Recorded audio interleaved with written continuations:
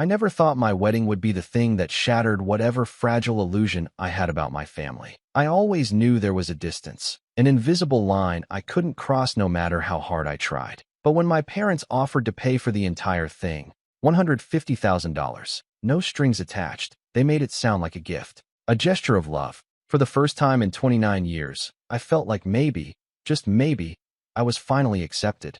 That they saw me not as the obligation, not as the problem child, but as someone worth celebrating. That illusion didn't just crack. It detonated the moment I read the contract they quietly slipped across the table 1 week later. I'm Travis. I'm 29, live in Oregon, and I'm a civil engineer, one of those people who still actually uses math after college. I met my fiancée, Hannah, 3 years ago through mutual friends. She's thoughtful, grounded, kind in a way that makes people lower their guard. The kind of woman who remembers your coffee order after one hangout. We're getting married next spring, and we've been planning it together like a little team. It's been the one thing in my life lately that's felt safe, pure. But I should back up a little and explain where all of this began, because the wedding wasn't the first time my parents twisted love into leverage. It was just the first time I almost believed it wasn't a trap. Growing up, I always felt like the spare in my own family. My older brother, Ethan, was the golden child, varsity everything, honor roll, charming to a fault. I was the quiet one. I liked building things, sketching out bridges and skyscrapers in a notebook while my parents raved about Ethan's latest debate win or soccer trophy. I was never rebellious. I didn't sneak out or cause trouble. But I learned early on that in our household, attention was currency, and I wasn't holding the right kind. My mom, Diane, has a way of smiling at you like she's doing you a favor by acknowledging your presence. She's one of those suburban matriarchs who dresses like she's attending a charity brunch even when she's just going to the grocery store. My dad, Gary, is quieter, more reserved, but every bit as complicit. He's the kind of man who stays silent while the emotional damage happens right next to him, and then acts confused when you finally say you're hurt. I used to think he was just trying to keep the peace. Now I think he just didn't want to pick sides. Ethan could do no wrong, and I could do no right, even when I was trying my hardest. Every family vacation, every dinner table conversation, every Christmas morning, it all revolved around what Ethan was doing, what Ethan needed. When I got accepted into my college's engineering program with a partial scholarship, my mom's response wasn't congratulations. It was, well, thank goodness Ethan didn't choose that school. You would have been in his shadow again. I remember laughing like it was a joke, even though it burned. Still, I didn't grow up angry. I grew up resigned. I told myself I didn't need their validation. I told myself I was fine. And for the most part, I was, until we got engaged. When I proposed to Hannah last year, we kept it simple. Just the two of us, on a foggy coastal cliff, no social media blast, no audience. It was perfect. Her family was thrilled. Her mom cried on the phone, and her dad offered to help us build a little ceremony platform himself. My parents, well, they said congratulations, and then immediately asked when the wedding would be. Not if they could help. Not if we were planning something small or big. Just, so when's the date? It was like they were mentally slotting it into their calendar like a dentist appointment. Still, I didn't let it bother me. I was used to the indifference. But then, 2 months into the planning process, we invited both families over for dinner. It was the first time our parents were all in the same room, and I wanted it to be a warm, welcoming night, something that made Hannah feel like we were blending two families together. I cooked, Hannah decorated the apartment with candles and fairy lights, and for the first hour, things went okay. Her dad talked to my dad about fishing. Her mom and my mom bonded over centerpiece ideas. It was civil. And then, out of nowhere, Diane cleared her throat, lifted her wine glass, and said, well, Gary and I have decided we'd like to cover the wedding. Everything. No limits. You kids deserve a magical day. The room went quiet. Hannah blinked. Wait, really? My mom nodded, smiling like she was presenting an award. Really? We've talked about it, and we want to give you the kind of wedding you'll remember forever. I should have known something was off right then. But I was caught in the moment, swept up in this bizarre fantasy where my parents were suddenly generous, thoughtful, loving. I thanked them. I even got emotional, which is rare for me. I remember thinking, is this how Ethan always felt? Like he didn't have to earn it? Like love just showed up one day with no catch? We toasted. My dad nodded quietly in agreement, and Ethan, who had shown up late, just clapped me on the shoulder and said, "Must be nice." That comment stuck with me for a while, but I brushed it off. I assumed he was just being flippant, like always.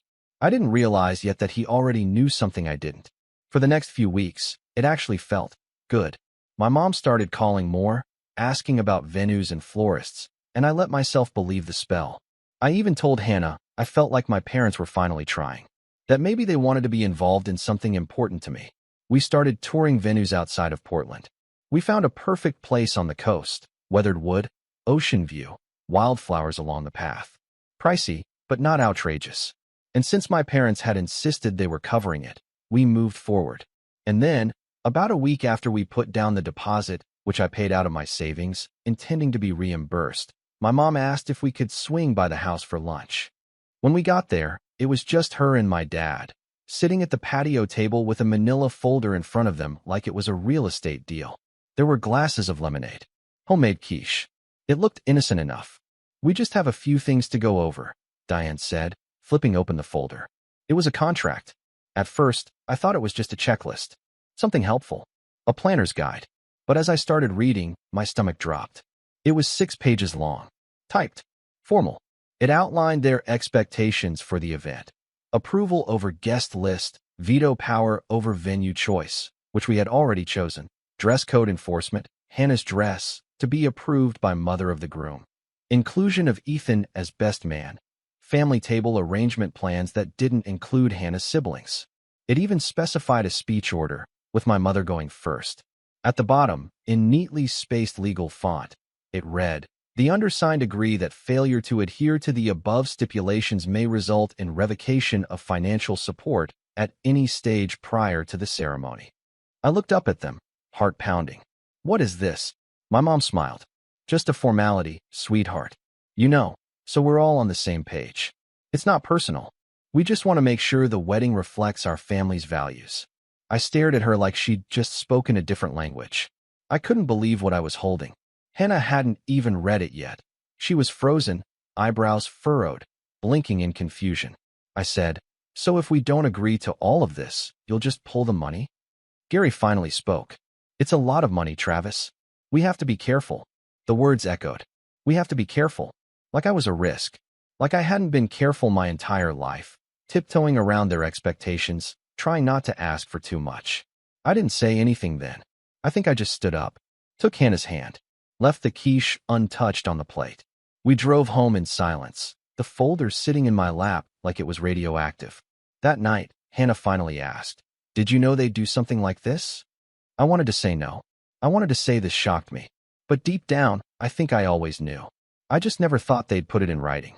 And that was the moment I realized this wasn't about generosity. It was never about love. It was about ownership, control. They didn't see this wedding as a celebration of my future. They saw it as a chance to finally script the one event in my life where I might be center stage, so they could hijack it before I ever had the spotlight. But I wasn't about to let them. And that's when the real plan started to take shape. The week after the contract debacle, I didn't say much. Neither did Hannah. We kind of just floated in this weird space where everything felt like a dream you didn't want to talk about, because saying it out loud would make it worse. I kept thinking about the way my mom had smiled when she handed me that folder, like she genuinely believed it was normal. Like she thought I'd be grateful for the opportunity to hand over my wedding like it was a school project she was entitled to grade. We didn't sign it. That part is obvious. But we also didn't confront them. Not yet. I needed time to process. Hannah was livid in a quiet, shaking way. She didn't yell or rant, but she did take down all the mood boards she'd made for the wedding and put them in a box. When I asked why, she just said, "I need to know what we're actually allowed to dream about before I plan anything else." That one hurt. For a brief moment, I almost caved. The money was a safety net. Without it, we'd have to scale back everything. Maybe even delay the date. But then I thought about the clause that gave my mom the right to approve Hannah's dress. About the seating chart that exiled her little brother to some table in the back corner. About Ethan being installed as best man like a placeholder trophy. And I knew no amount of money was worth starting our marriage with that kind of compromise. I texted my mom a polite, "We'll be covering the wedding ourselves. Thanks for the offer." No anger, no accusations. Just a boundary. Her reply came within 5 minutes. That's disappointing, Travis. We were only trying to help. This is very hurtful after everything we offered. Classic Diane. Turning it around. Making it about her. I didn't reply. That was the beginning of the Cold War. Things started shifting after that. The invitations had gone out. Only to immediate family, since we hadn't finalized anything else yet. Hannah and I were still figuring out the budget, scaling down the guest list, looking at local vendors instead of the coastal venue. It was frustrating, but also kind of freeing. We could breathe again, make decisions without waiting for a signature of approval. But then I noticed the passive-aggressive texts. My mom would send Hannah links to wedding dresses with comments like, "This one's much more appropriate for your figure," or "This brand is more classy, don't you think?" Always with a little smiley face at the end. Hannah stopped replying after the third one. Then came the phone calls to my aunt, my mom's sister, where she'd conveniently forget to hang up the phone and leave voicemails of her chatting with friends. I know, because one of those voicemails ended up in my inbox with her laughing, saying, "Well, Travis is just being difficult. He's always been so sensitive. Maybe he's embarrassed that we offered so much." I played it on speaker for Hannah. She didn't say anything for a full minute. Then she said, "Your mom hates me." And she was right. That realization hit harder than I expected. Not just because of what it meant for the wedding, but because it meant this wasn't about me anymore. It never really was. My mom saw Hannah as a threat. Someone she couldn't control. Someone who wouldn't play along. And then Ethan started showing up. At first, it was subtle. A random visit to catch up. A quick drop-in while he was in the neighborhood. But then I noticed he always brought up the wedding. Every time. "So, you guys figured out what you're doing now that you bailed on mom and dad? Or, you sure you don't want to just let them help? You know mom lives for this stuff. It's her thing. You're kind of ruining it for her." I'd just brush it off. Laugh. Change the subject. But he kept pushing. I didn't realize at the time that he was gathering information. Then one night, I caught him slipping into our apartment building. I'd come home late from a site inspection. My shift had run long. And as I pulled into the parking lot, I saw Ethan heading upstairs with a bottle of wine and 2 pizza boxes. I assumed maybe he was visiting another tenant. He had a couple friends who lived nearby. But when I got to my door, there was laughter coming from inside. My door. I stepped in, and there he was, sitting on our couch, feet up, glass of wine in hand. And Hannah, looking visibly uncomfortable, but trying to be polite. I stared at him. "What are you doing here?" He grinned. "Chill, man. I brought dinner. Just catching up with my future sister-in-law." Hannah looked at me with a silent help-me expression. I forced a smile. "You could have called." He shrugged. Spur of the moment. I was in the area. It was awkward. I sat down, ate a slice of pizza, made small talk. Ethan did what he always did. Charmed the room, made jokes, acted like he was the glue holding everyone together. And then, halfway through dinner, he said it. "By the way, Mom mentioned she might still pay for the wedding. You know, if you guys come around." I think she dropped the contract. My stomach dropped. "She told you that?" He smirked. "Well, not directly. But she said she regrets how it went down. She's just waiting for you to be the bigger person." The bigger person. I bit my tongue so hard I tasted blood. That night, after he left, I asked Hannah how long he'd been there before I showed up. "About 20 minutes, she said. "He didn't do anything wrong. But he kept asking weird questions. Like, what kind of honeymoon we were planning. If we were doing a prenup. Stuff like that." It clicked then. Ethan was reporting back. Feeding information to my mom. Playing middleman. Acting like he was brokering peace when really, he was scouting weaknesses. I blocked him the next day. No drama. Just enough. But that wasn't the breaking point. That came 2 weeks later. We were finalizing the new venue. A small vineyard just outside of town. Affordable, beautiful, and perfect for the scaled-back ceremony we'd come to love. It was an oceanfront, but it felt like us. We were picking out chairs when Hannah's phone buzzed. She looked at the screen and went pale. "It's your mom," she said. "She just posted something." I took the phone, opened Instagram. There it was. A full post. Professionally shot photos of a wedding table setup. Elegant, gold-trimmed menus. Huge floral centerpieces. Captioned, "Excited to begin planning Travis and Hannah's big day? Can't wait to celebrate with all our loved ones next month. Hashtag Mother of the Groom, hashtag wedding plans." Next month. We hadn't even set a final date yet. The comments were pouring in. "Can't wait. So happy for them. Your son is so lucky to have a mom like you. Beautiful taste, Diane. Is this the actual venue? My mom had posted fake wedding photos and announced a wedding date we hadn't approved. I called her. She didn't answer. I called again. She picked up on the third ring. Hi, honey. Did you see the post? Yeah, I said, trying to stay calm. What is that? She laughed. Just a little something to get people excited. It's not set in stone. We haven't even chosen the date yet. Well, I figured I'd help move things along. You've been dragging your feet, and people keep asking me when the wedding is. It's embarrassing not to have an answer. I was speechless. She continued. Besides, that's the venue I would have chosen. So elegant. Don't you think it fits our family's image better? Our family's image. I felt something in my chest snap. This isn't your wedding, I said. You're not planning anything. There was a pause. Then she said, Travis, you're being very difficult. Maybe you're not ready to get married if you're this defensive. I hung up, not out of anger, out of finality. But it wasn't over. That same night, my dad emailed me. An actual email. Subject line, clarification on family contributions. Inside was a PDF, again, professionally formatted. It outlined a new offer. They would still pay $100,000 toward the wedding if we used the venue they had chosen and allowed my mother to serve as event coordinator. It even had a clause stating that in the event of divorce, any gifted funds may be subject to reimbursement depending on circumstances of fault. I read that part twice. They were planning for reimbursement in case of divorce. That was it. That was the moment I knew this wasn't just about control.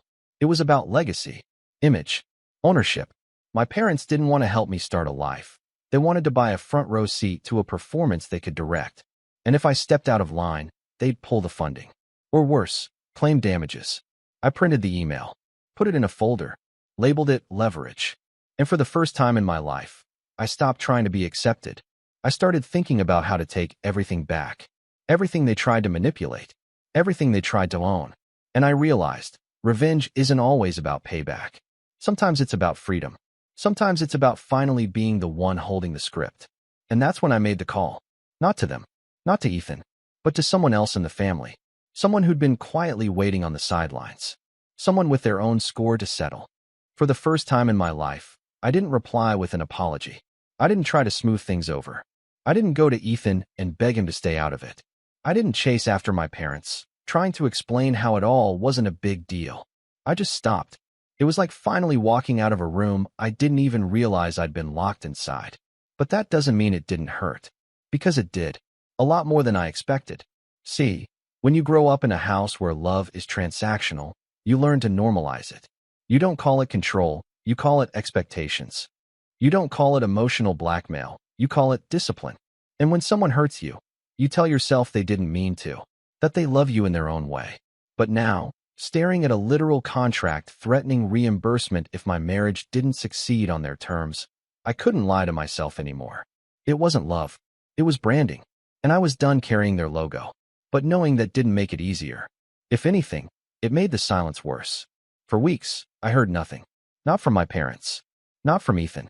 Not from the cousins who used to text me occasionally about holidays or birthdays. It was like I'd been wiped from the family group chat, literally and metaphorically. The final nail came when my aunt, Mom's sister, called me out of the blue. Travis, she said, after some hesitant small talk. I just want to say I'm sorry. I paused. For what? For not speaking up sooner. Diane's been difficult. I've seen it for years. I just always told myself it wasn't my place. There was a beat of silence. Then she said, You know they've been telling people you and Hannah eloped behind everyone's back, right? That you're hiding something. My stomach dropped. I haven't even gotten married yet. She sighed. I know. But Diane said she's cutting ties because you're being secretive. That you're disrespecting the family.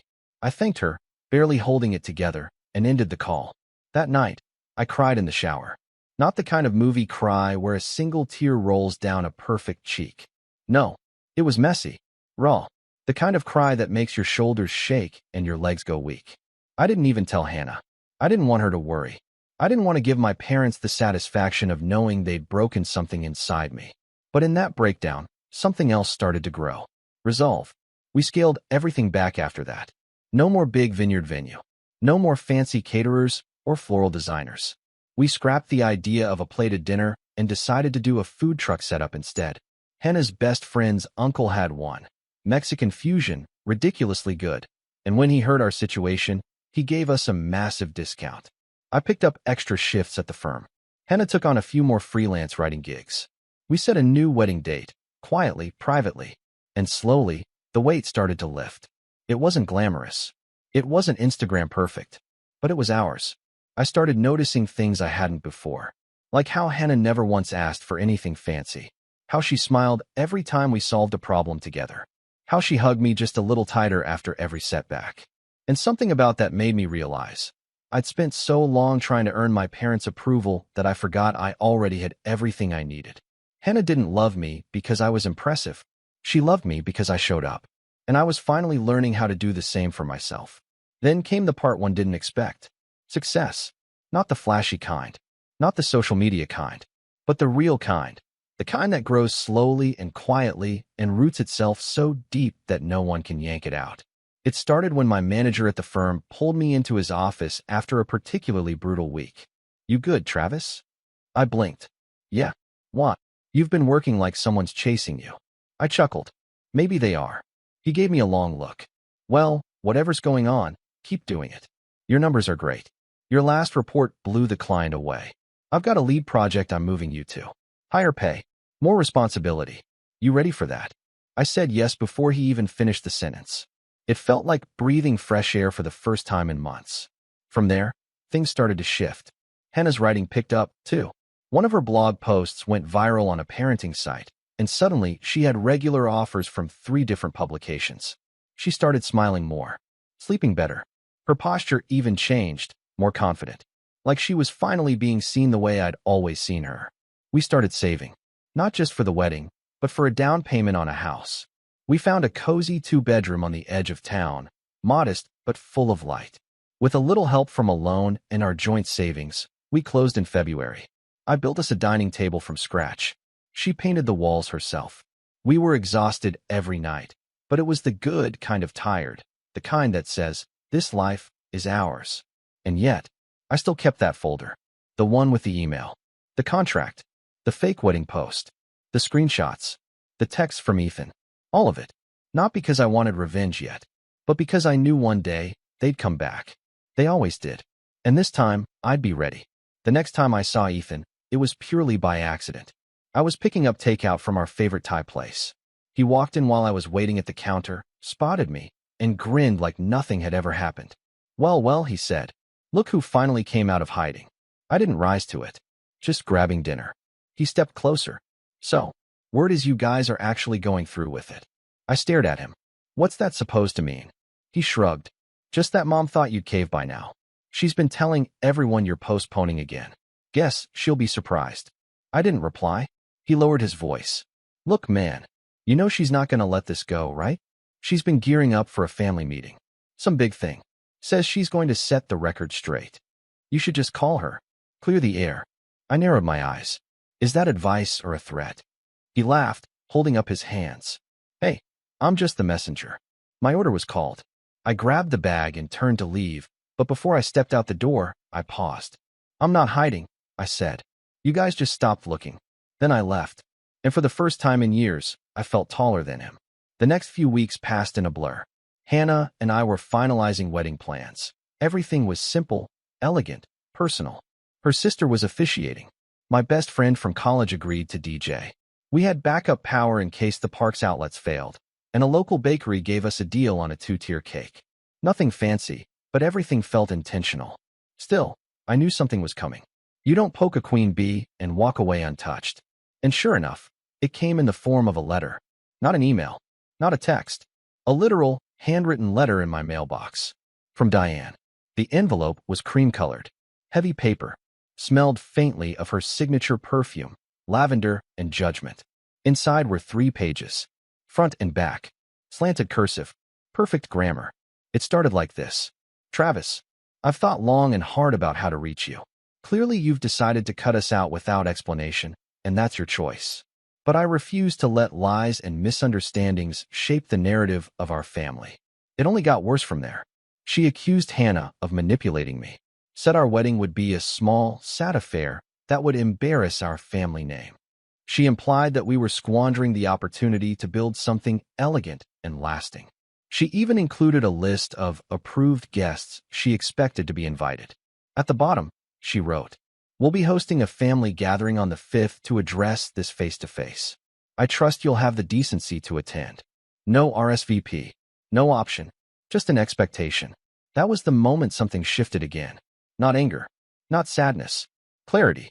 Because this wasn't a family anymore. This was a PR machine, and I was just another asset they couldn't control. But unlike before, I wasn't powerless. I had documentation. I had truth. I had my own platform now, people who knew me, respected me, believed me. And I had something they'd never understand. Peace. Real, earned peace. And that was dangerous to them. Because for people like Diane and Ethan, peace isn't real unless they orchestrate it. So I didn't go to their family gathering. I didn't respond to the letter. I didn't explain myself. Instead, I made another call. This time to my aunt. The one who had apologized.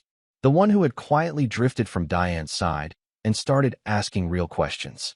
"Travis," she said, "you don't know how many people are quietly cheering you on." And when she said that, I realized, they're not just watching. They're waiting. Waiting for someone to stand up and show that you can walk away. That you can build something without the strings. That legacy isn't defined by who raised you, but by what you rise from. And I wasn't done rising yet. It's funny how much power you gain once you stop asking for permission. Once I let go of the idea that I owed my parents anything, love, loyalty, explanations, I saw everything differently. I saw them differently. And I saw myself for the first time as someone who didn't need their approval to feel whole. That shift didn't just change me emotionally. It gave me clarity. It made me strategic. Because if there's one thing Diane and Ethan never expected, it was for the quiet, overlooked son to turn into a threat. But before I tell you what I did, you need to understand something about my family. Reputation is everything.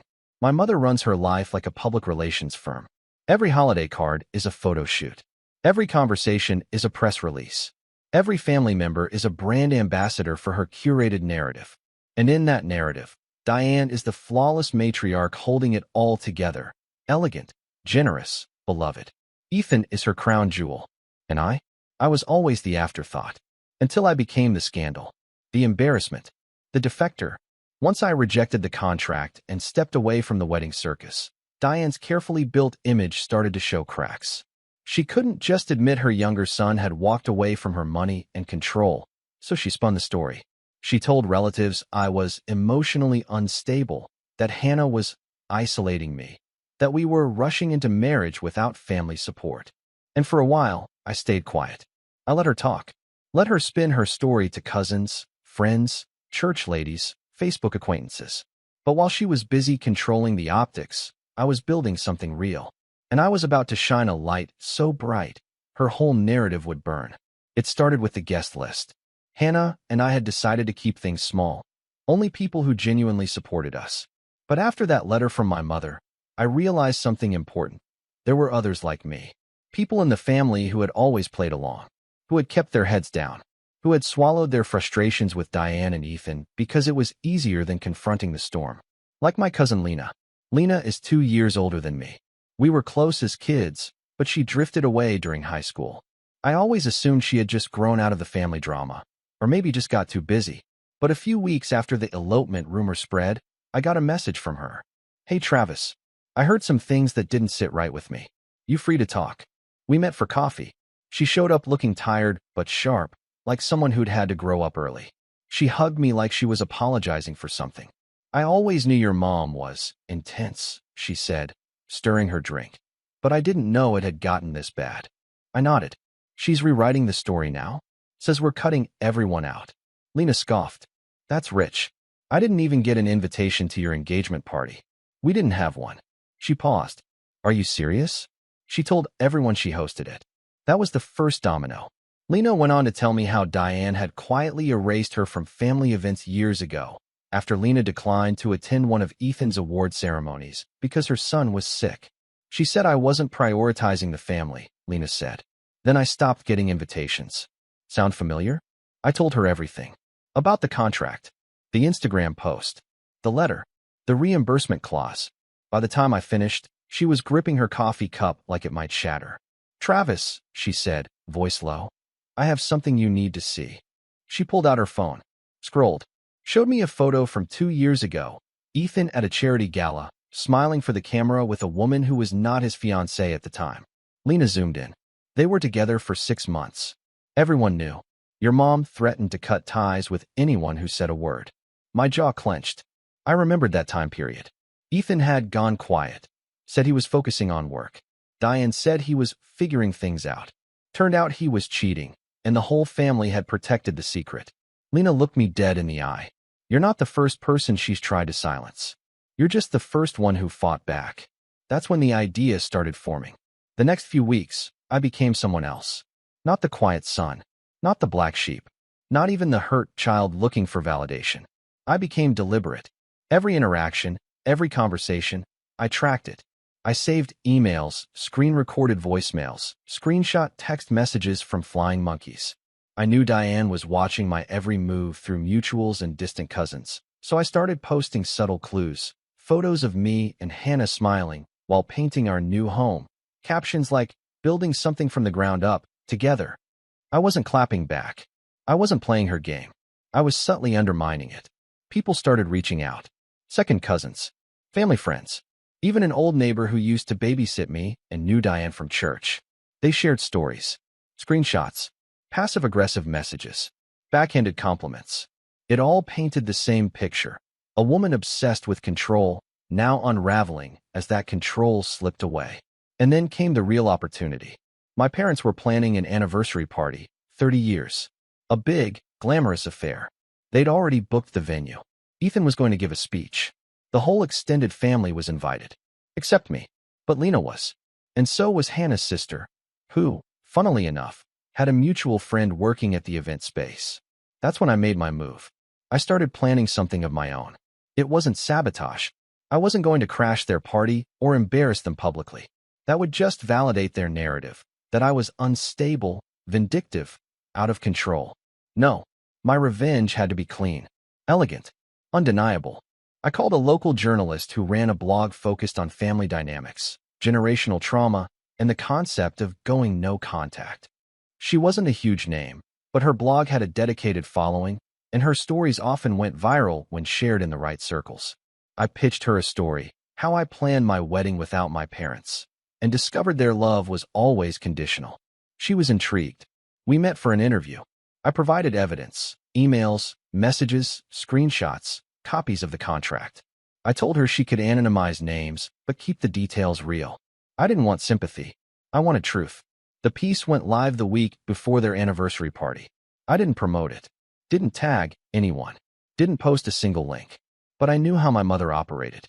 She Google searched our names monthly, tracked mentions, monitored family online activity.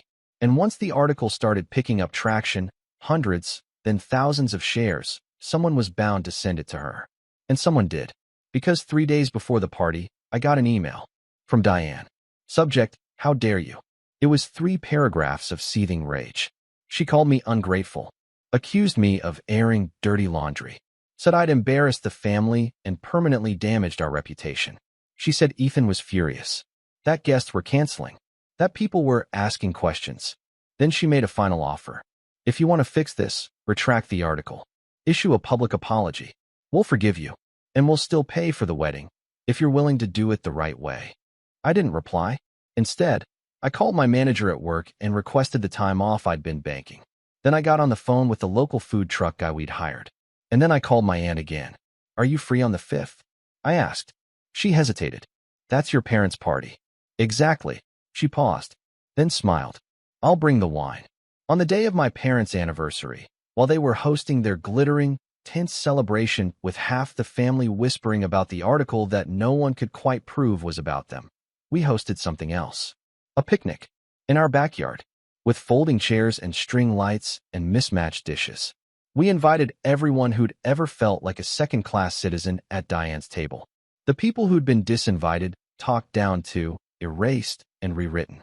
Lena, her brother, 2 old family friends, even a cousin who hadn't spoken to our side in years because of a long-forgotten incident Diane refused to explain. And we celebrated. Not just our upcoming wedding, Not just our freedom, but each other. And the beginning of something new. A family built on truth. And that's when I realized the real revenge wasn't in destroying Diane's kingdom. It was in building my own, brick by brick, with no contract required. The thing about revenge is, if you do it right, it doesn't look like revenge at all. It looks like peace. It looks like a quiet life you built with your own hands. It looks like folding chairs on a warm spring evening, a string of lights swaying in the breeze, and the sound of real laughter. Not the rehearsed kind people use to keep up appearances, but the deep, unfiltered kind that leaves your cheeks sore. That's what our picnic felt like. That's what freedom felt like.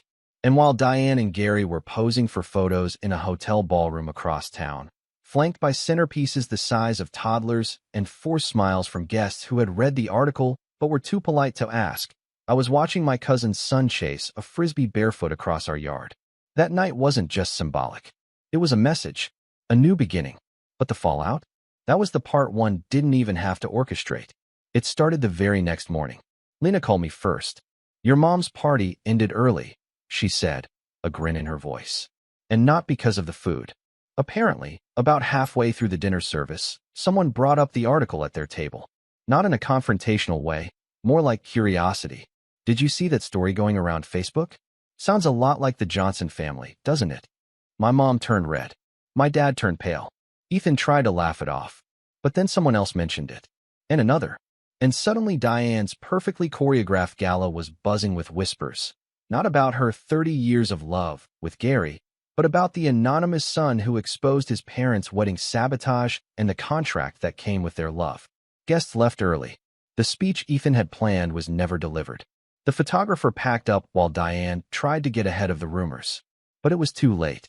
The story was out. And even if no one said it to her face, she knew they knew. The damage was done. Over the next few days, I started getting emails. Not from my parents. They were radio silent. But from relatives.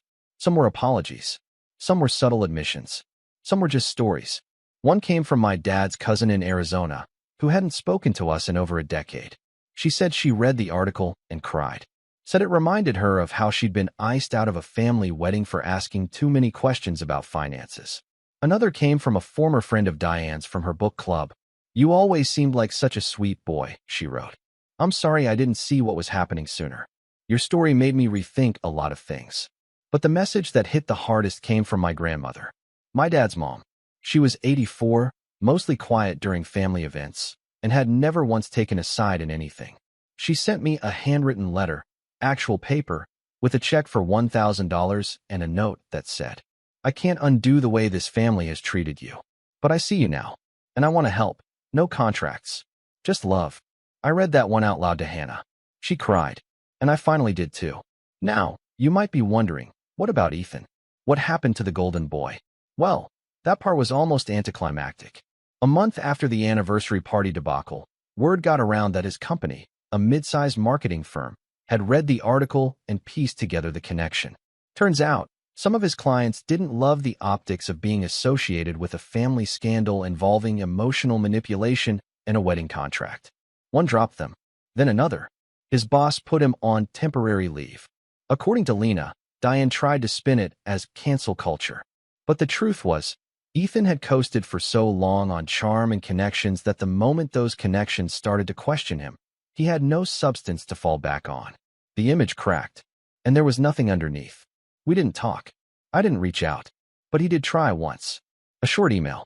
Look, I didn't mean for it to go that far. I was just trying to help Mom. I thought you were overreacting. Guess I was wrong. Hope you're doing well. I read it twice. Didn't reply. There was nothing left to say. My parents? They didn't show up to our wedding. We didn't expect them to. What we didn't expect was for them to send a letter through their lawyer 2 weeks before the date. A cease and desist accusing me of defamation and requesting the removal of the blog article. I forwarded it to the journalist, who laughed and replied, Tell them to take it up with my First Amendment rights. It was the last time I heard from either of them. Not even a Christmas card. Not a birthday message. Not a passive-aggressive Facebook post. Nothing. The silence that once terrified me now felt like peace. The wedding, by the way, it was perfect. No, seriously, not in the Pinterest board, 5-figure dress kind of way. It was perfect because it was ours. We got married under a tree wrapped in lights. Hannah wore a simple lace dress that she'd altered herself. My best friend officiated. My aunt, the one who'd finally stood up for me, gave a toast that made everyone laugh and cry at the same time. We danced barefoot. We had tacos and churros and sangria in mason jars. When it rained halfway through the night, no one ran. We pulled out umbrellas and kept dancing under the stars.